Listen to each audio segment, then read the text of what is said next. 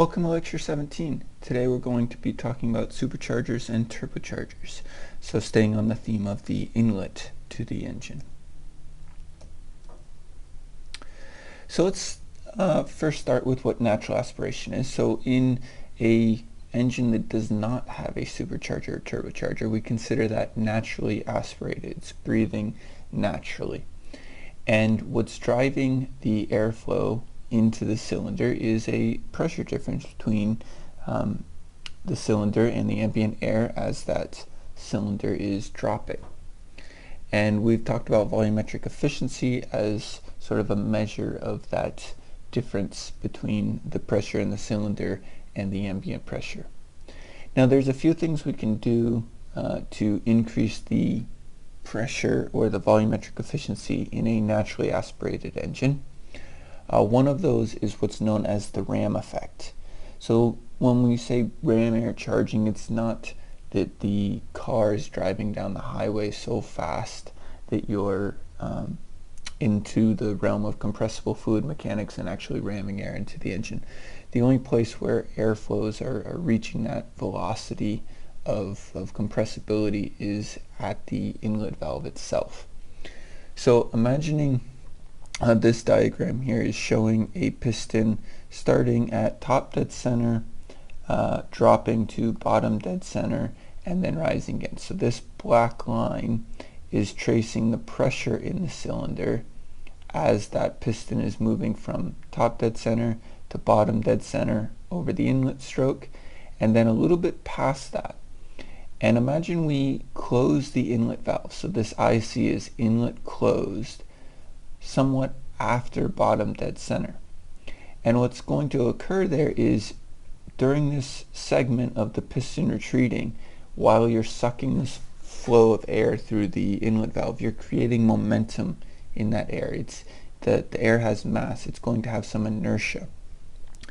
And if you leave that inlet valve open just a little bit longer, that momentum will carry some additional flow, this second shaded region, into the cylinder, and it will actually raise the pressure in the cylinder above what it would be if we closed exactly at bottom dead center. So that inertial charging is what we consider the ram effect. The second way, which is a bit more complicated to engineer into the design, is known as pressure wave tuning. And this works on both the inlet and exhaust. If you imagine when you first pop the exhaust valve, there's this rush, a pressure wave, because the pressure is certainly high enough to choke the flow initially. So you get this acoustic wave that propagates down the exhaust pipe to something known as a resonator, and that resonator is tuned so that when the pressure wave bounces off of that resonator and comes back to the cylinder, the negative pressure wave works like a vacuum to suck the last bit of mass out of the cylinder right before the exhaust valve closes. And then what happens with the intake is you're popping the intake valve into something that is a slight vacuum because you've vacuumed it out. And that's going to create a similar acoustic wave that propagates down the inlet manifold and reflects off the ambient air, and then on the way back it drives additional mass flow into the engine. So that's what this diagram is trying to show, is that at the moment the intake valve opens, you get this pressure wave, and that pressure wave propagates upstream to the open end of the manifold, and at some point it reflects off that open ambient air and then travels back down towards the cylinder as a positive pressure wave that drives air into the cylinder. So those are the ways to influence it indirectly. The more direct way is what's known as forced induction. So that's where we force additional air into the cylinder above atmospheric pressure, and that can be done with a supercharger or a turbocharger. So what do we mean by superchargers and turbochargers? Well, let's take a step back for a moment and realize that the power that our engine can produce is mainly limited by how much fuel we can put into the engine. That's the energy we're putting into the engine. And we're limited in how much fuel we can put in by the air-to-fuel ratio.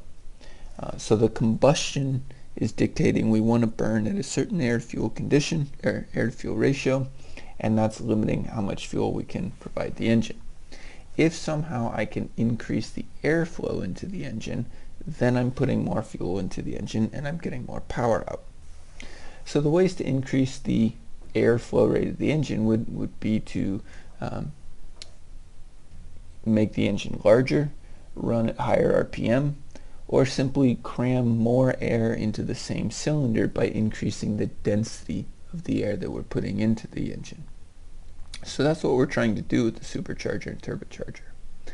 The main difference in the terminology is a supercharger is something that's driven directly off the crankshaft. So it's taking work from the engine and using that to spin a compressor. A turbocharger, on the other hand, is using the exhaust gases, so not taking power directly from the engine and using those exhaust gases to power the compressor. So let's talk about the compressors themselves.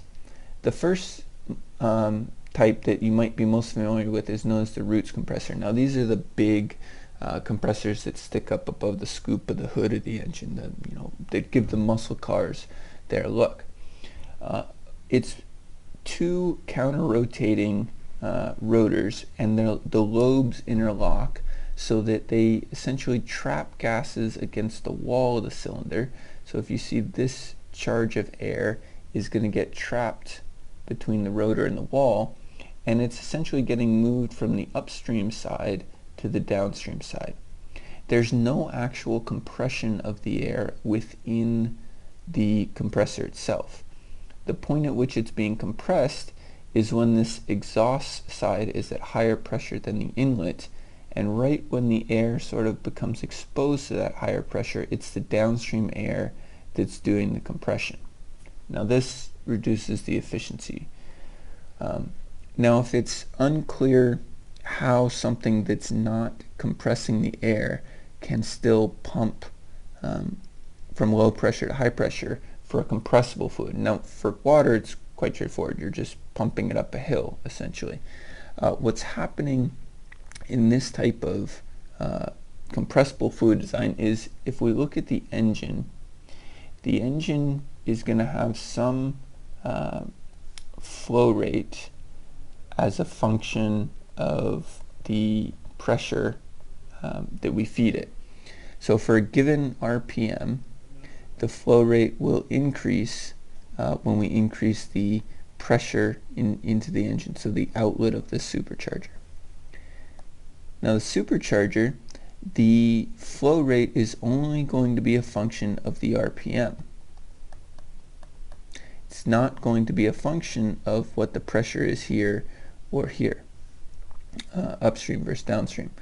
So this is the compressor flow rate, and it's going to increase linearly with RPM. So imagine we're just starting up this engine. There's no charge of air downstream of this compressor, so it's sitting at atmospheric pressure, and at 2000 RPM, just picking some RPM, the initial engine flow rate is some given flow rate. Now at that RPM, perhaps the supercharger is running at a higher flow rate. That means we're going to be pumping more air from ambient conditions to this space between the compressor and the engine than what the engine uses. So that pressure between the compressor and the engine is going to start to rise, which means the engine flow rate is going to start to rise until those two equal each other. So that's how the Roots type compressor works. Let me erase this as the notes come in.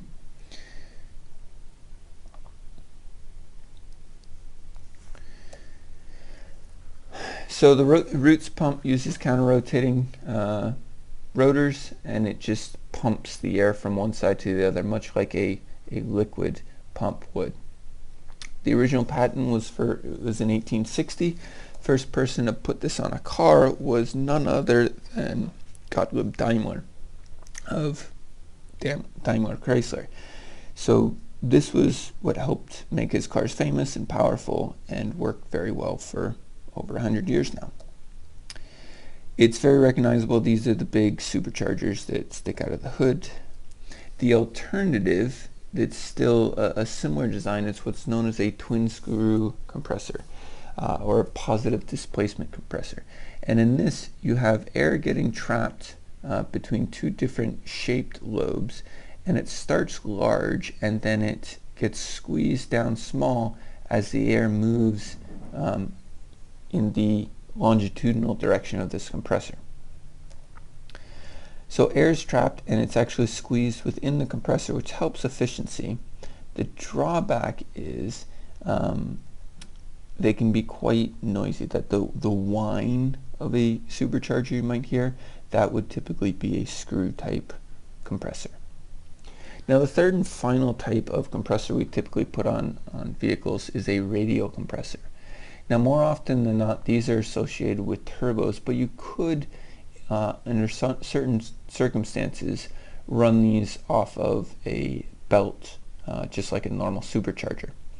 The drawback to that is these radial compressors typically operate at such high RPM, 50, 100,000 RPM, that they're not very compatible with the RPM of the engine itself, so the belt drive isn't very effective.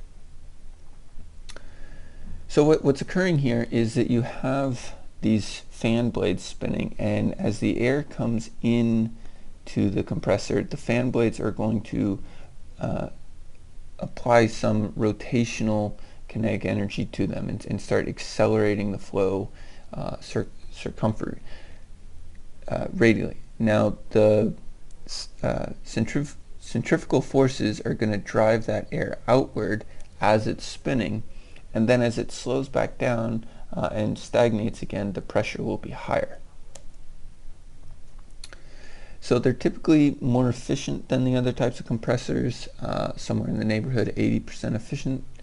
They're compact, much smaller than the Roots compressors, but they spin at very high RPMs. They can also be quite noisy, which is a drawback. The other interesting difference between these radial compressors and the Roots or screw compressors is that the fan arrangement here tends to be most efficient at very high RPMs. So while it's spinning up, or if it was proportional to the engine RPM, it wouldn't be very efficient. But when you can disconnect it from the engine RPM and spin it at really high RPM, it's more efficient. So the Roots and screw compressors are better at low end. That's going to give you the torque and power right off the line. When you hear turbo lag, it's really the spin up of this compressor and its associated turbine that's lagging and causing the power boost that you get from the supercharger to be delayed. So let's talk for a minute now about intercooling. So in this diagram, it's showing that the air's come in to the vehicle, it's been compressed by this supercharger, and that compression is going to increase the density as well as the temperature of the fluid, and it's going to do that at the expense of a significant amount of work to drive that compressor. Now what intercooling can do is intercooling can increase the density even farther without additional work. All we have to do is cool it down. It's going to stay at the same high pressure, and now it'll be denser. So that means we can get even more air into the engine at the same RPM. So let's work through an example here, finding the work of compression for an 833 cc one-cylinder engine with a static compression ratio of 6. We're going to first find the compression work of this engine under a naturally aspirated condition, and then we're going to do the same thing with 8 psi of boost. Now I picked this rather odd volume just because with a compression ratio of 6, this is going to work out to have a volume at bottom dead center equal to 1 liter. So the displacement volume is 833 milliliters, and the volume at bottom dead center is 1 liter. So let me switch over and run through this example. So the first thing we're going to do is we're going to find the work of compression for the naturally aspirated case. So let me drop this down.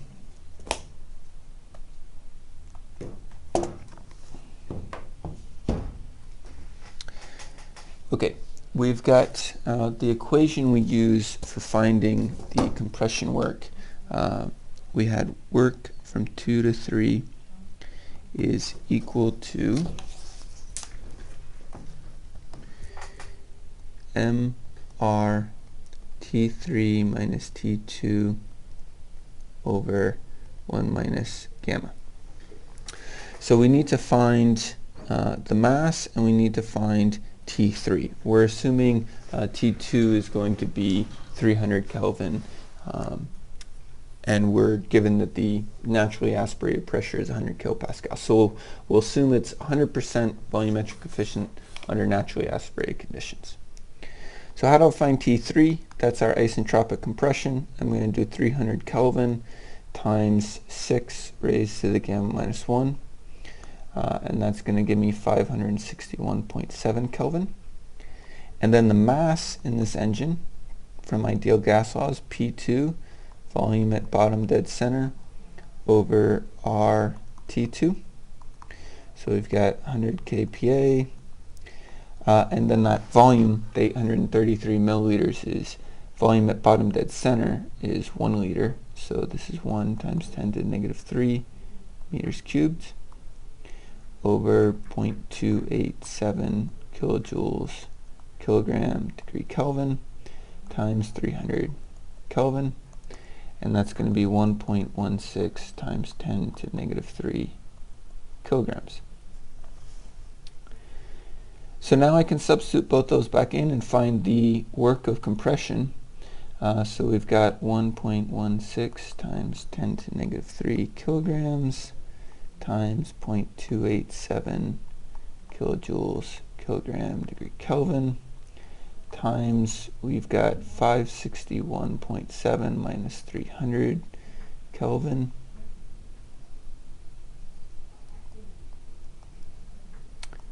all divided by 1 minus 1.35. Now I'm going to, for the time being, continue to use 1.35 as the estimate for the specific heat ratio when we're doing compression in the engine. So we have a pressure ratio of 6 or 8 or 10. I'm going to keep using 1.35. But what you'll see I'll start to do on the next segment, when we do the compressor of the supercharger, it's only a pressure ratio of 1.5 or 2 at most, in which case I'm going to assume a specific heat ratio of 1.4. So I don't want you to get surprised when I start using 1.4 just for the supercharger itself. For the compression in the engine, since it's going up to a much higher temperature, we're going to use 1.35. So this work ends up being equal to negative 0.2492 kilojoules. So for every cycle, about a third of a kilogram, or sorry, a third of a kilojoule of work. So let's see what happens when we add the supercharger.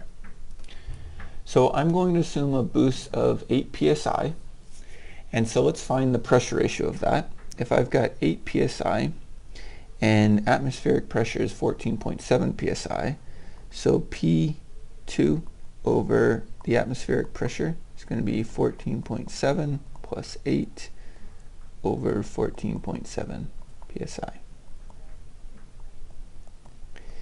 So that's going to be a compression ratio of 1.54.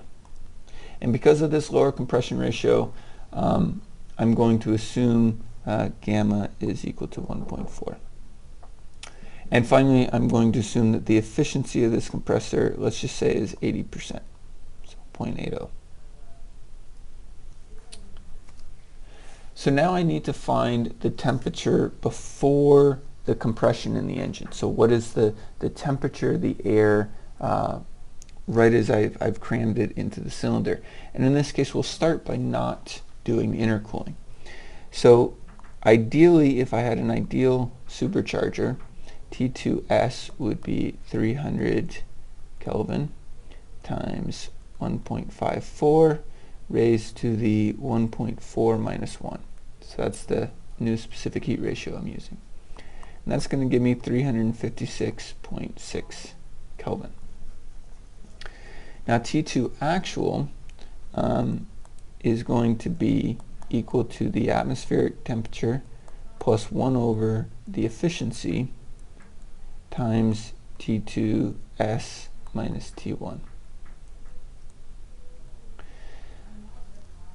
And that's going to work out to be about 370.7 Kelvin. So this is accounting for the fact that the supercharger is only 80% efficient. So now this is going to be my starting condition for the compression inside the engine. I'm going to use the same formula, but I need to refine the mass and work of compression because the density of what I'm putting into the engine has changed. So with supercharger, the mass in the cylinder in each charge is going to be P2 volume at bottom dead center over R T2. It's just now P2 is 154 kPa because I had a pressure ratio of 1.4. I've got the same volume at bottom dead center, so 1 times 10 to the negative 3 meters cubed. Still 0.287 kilojoules per kilogram degree Kelvin. And now my starting temperature is 370.7 Kelvin. So my mass has gone up 1.45 times 10 to the negative 3 kilograms. So this is about 25% more mass. Now what about the work? The work of compression now. So the work from 2 to 3 is going to be same MRT over 1 minus gamma. So I've got 1.45 times 10 to the negative 3 kilograms times 0.287 kilojoules kilogram degree Kelvin. Oh, I gotta find T3. Sorry, missed a step. T3 after compression is still T2 times the compression ratio to the gamma minus 1. So this is 370.7 times 6 to the 1.35 minus 1. And that's going to be 694.0 Kelvin now. So a little bit higher than before. So we've got 694 Kelvin minus 370.7 Kelvin, all divided by 1 minus 1.35. And that work is going to be negative 0.3836 kilojoules. So interesting, we had a 25% more mass, but now the work, there's 54% more work. Now this doesn't mean I'm losing power in the engine. I'm definitely, if I'm putting 25% more mass in the engine, I'm going to get close to 25% more power out of the engine. It's just a slightly less efficient engine because I'm doing more compression work and probably getting the same expansion work. So what happens now when we intercool? Well, we're going to have to find the mass again and the temperature after compression. So if I, with intercooling, T2 is going to go back down to 300 Kelvin. which means T3 is going to be the same as before. The first time, the naturally aspirated case, we started with 300 Kelvin air and it reached 561.7.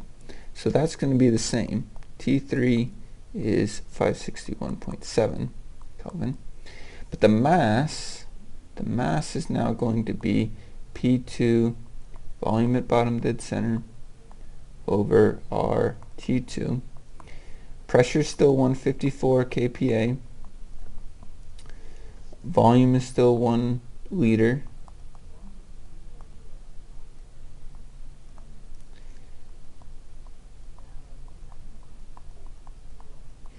And the temperature is now down to 300. So I've dropped the temperature, and that's going to increase the mass even farther. So the mass now is equal to 1.79 times 10 to negative 3. And this is a 54% more mass than the naturally aspirated case. And that makes sense. The temperature stayed the same, everything stayed the same except the pressure went up 54%. So we expect 54% more mass. Now let's figure out what's going to happen to the work. So the work from 2 to 3 is R T3 minus T2 over 1 minus gamma. So we've got 561 and back down to 300. With more mass, this work ends up being negative 0.3838 kilojoules. So this work of compression, even though we have more mass than the supercharged not intercooled, we have the same exact work as the non-intercooled supercharged engine. So the compression work stays the same, but now I have 1.79 kilograms instead of what we had before, 1.45. So just the intercooling is going to add almost as much mass to the engine as the supercharging is, but it's not going to cost us anything. No additional work for the intercooling, and we're getting 25% more mass again. So that's the benefits of intercooling. The next thing I want to talk about is compressor and turbine efficiencies. So let's draw a simple cycle diagram here for a compressor turbo pair.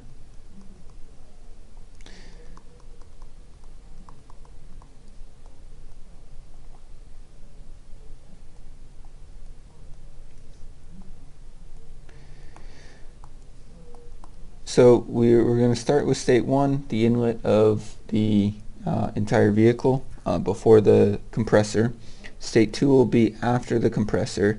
State 3 will be the exhaust of the engine. We've typically been calling that 5 or 6, but just for the sake of this next little derivation, we'll use these numbers. 1, 2, 3, and 4 will be the exhaust of the turbine. So for a isentropic compression where we have a pressure ratio, not a volume ratio, we have T2S is going to be T1 times P2 over P1 raised to the gamma minus 1 over gamma. So normally in the engine itself, the compression stroke is going to be V1 over V2, that compression ratio. In a continuous flow device like a radial compressor, we're going to use the pressure ratio to calculate that isentropic temperature.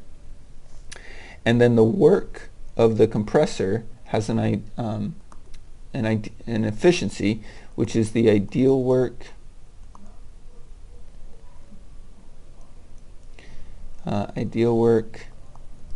over actual work. And that efficiency of the compressor is going to be equal to T2S minus T1, so that's the work we would have to put in under the ideal situation, over T2 minus T1. And if I simply divide top and bottom by T1, then I can substitute in using this equation, because I'll have a T2S over T1 minus 1, and I can substitute in this pressure ratio to the gamma minus 1 over gamma in for that. And so what I wind up with is P2 over P1 raised to the gamma minus 1 over gamma minus 1 divided by T2 over T1 minus 1. So that's the efficiency of a compressor. I can do nearly an identical derivation for the turbine. So the efficiency of the turbine, it's just flipped. It's actual work over ideal. And we're going to switch the order of things so that it's T3 minus T4 divided by T3 minus T4S. So this is now work out being positive. This one was work in was positive here in the numerator. But again, on this one, I'm going to divide by 1 over, or multiply by 1 over T3 on the top and bottom. And what we'll get is 1 minus T4 over T3 divided by 1 minus the pressure ratio of the turbine raised to the gamma minus 1 over gamma. Now our goal here is to balance the work of the compressor and turbine. We're not trying to spin a generator and make extra power with this. We want the turbine in this arrangement. So this compressor and turbine are going to share a shaft, and that's going to transfer work from the turbine to the compressor with some mechanical efficiency, Nm. So now let's put these two things together, and what we want is we want the work of the compressor to be equal to the mechanical efficiency times the work of the turbine. And so if we break this down, we've got some mass flow in the compressor multiplied by the ideal work over the efficiency of the compressor. So that would be the actual work of the compressor is equal to the mechanical efficiency times the flow rate times the turbine efficiency times the ideal work of the turbine. So if we go ahead and substitute in terms again here, we can drop out the mass flow rate and substitute in for the ideal work, and I'm going to get T1 multiplied by P2 over P1 raised to the gamma minus 1 over gamma minus 1. So there's your ideal work of the compressor divided by the efficiency of the compressor is equal to the mechanical efficiency multiplied by the turbine efficiency multiplied by the ideal work of the turbine, which is going to be T3 times 1 minus P4 over P3 raised to gamma minus 1 over gamma. And now I can rearrange this a little bit farther just to clean things up, and I'll have P2 over P1 raised to the gamma minus 1 over gamma minus 1 equal to efficiency of the compressor, mechanical efficiency, turbine efficiency, 1 minus turbine pressure ratio, gamma minus 1 over gamma, all multiplied by T3 over T1. So why have I done this? Well, this allows me to size and design the compressor and turbine to match each other and to match the design of the engine. So at this point, if I look back to the diagram here, I would know my ambient pressure condition, I know my exhaust pressure condition, and I know my inlet temperature condition. So here I know pressure and temperature, here I know pressure. I can probably fairly closely estimate the temperature T3 from what air-to-fuel ratio I'm running the engine at. And now what I'm going to try and do, if I look at this equation, is I want to find the only other unknowns here are P2 and P3, and I'm going to try and balance the power here with this equation and balance the mass flow with the compressor maps. So let me switch back over to the slides and show you what the compressor and turbine maps look like.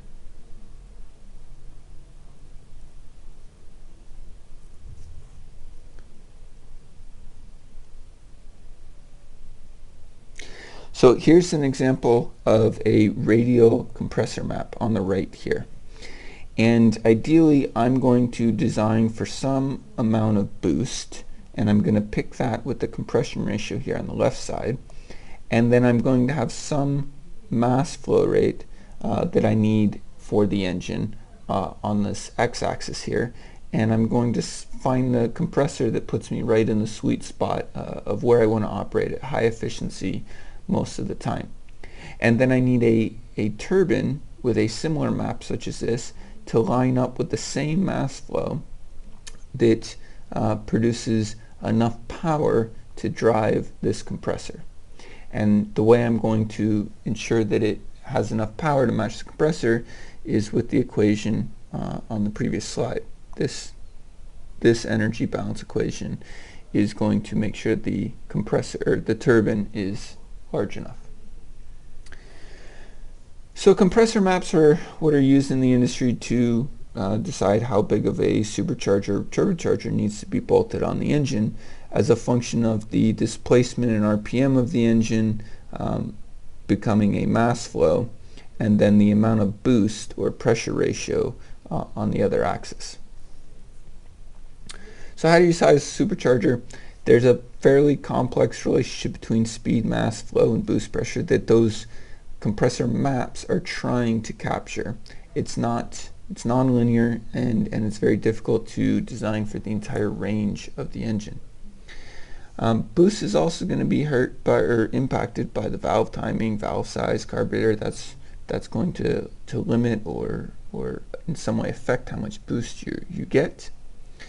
And then finally, superchargers, they generally increase mass flow linearly with speed. So they're going to provide nearly constant boost at all different speeds.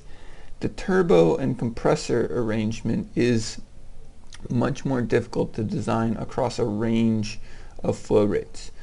So they're generally going to be optimized for the most common driving condition and hopefully work well enough outside of that. Generally, turbos become more efficient at high speed, so the turbo tends to speed up more than the engine does. So you're going to get most of your turbo boost when you're at high engine RPM, which fortunately corresponds when you want the most power, you're going to run up close to the red line, and that's where the turbo is going to have the most influence. So for a typical supercharger, the way these are often sized is given the displacement of your engine here on the left side and what gear ratio, reduction ratio you're going to put between the crankshaft and the supercharger on the belt, so the size of the drum that this belt runs around, you're either overdriving it by 5, 10, 15% or underdriving it, and that's going to change how much boost you have. And this value of boost is essentially going to be constant at all engine speeds, or close to it, unlike the turbocharger. So we can't simplify to these sort of two axes dimensions when we're talking about turbochargers. But for superchargers, it's a fairly simple lookup. If I want 14 pounds of boost in a 383 cubic inch engine, I'm going to apply this YN671 booster, and I'm going to overdrive it 5%. Fairly straightforward sizing for the supercharger. So I've got another example I want to go through on sizing. So let me switch back over to here. And in this one, actually let me read the problem first. Okay, we've got a 6-cylinder, 2.75 liter spark ignition engine with a 8.61 centimeter bore and a 7.87 centimeter stroke. We're going to have a compression ratio of 7.5, and at 5,500 RPM it produces 105 kilowatts. I want to boost this by 30 extra kilowatts. I want to get 135 kilowatts of power at the same engine speed. And so the way I'm going to do that is I'm going to add a supercharger to produce that extra power. I'm going to assume the unboosted volumetric efficiency is 85%. I'll show you how that comes in. And then we're going to assume an air-to-fuel ratio of 15, a brake-specific fuel consumption of 400 grams per kilowatt hour, and an air temperature of 330 Kelvin. Oops.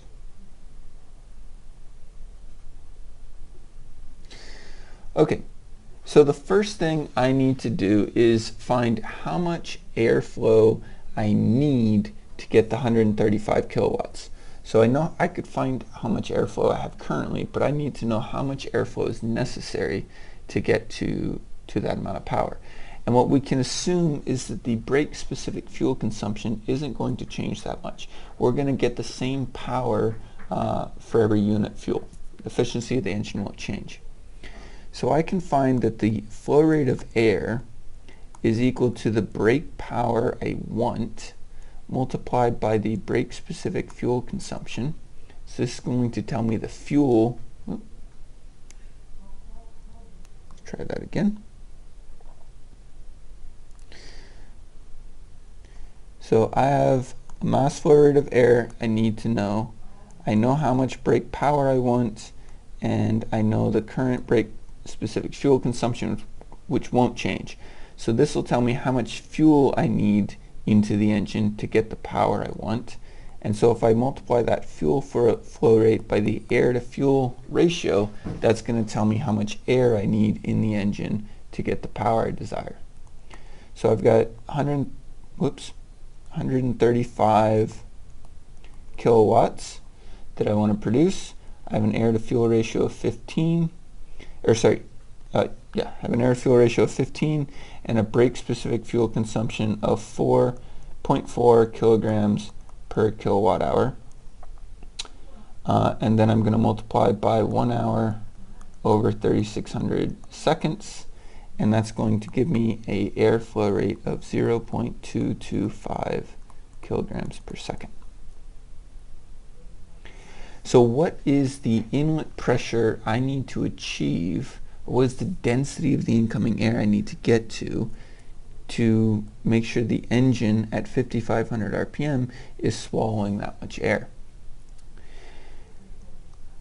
So that air flow rate is essentially the volumetric efficiency of the engine multiplied by the inlet air density times the displacement of the engine times the engine speed over how many cycles it's actually breathing on. So if I want to rearrange this for pressure, I'm just going to use ideal gas law on that incoming density.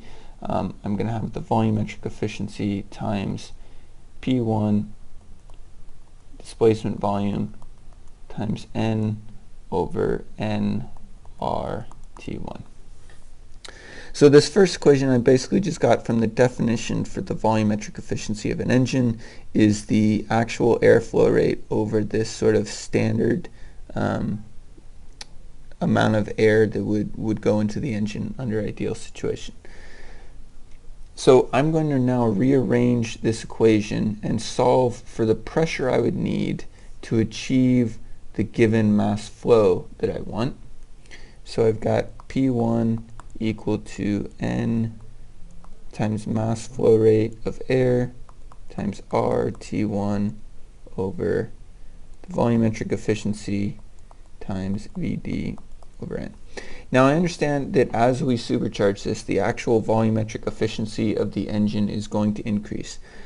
but we're still going to have the same constrictions and losses on the way into the engine.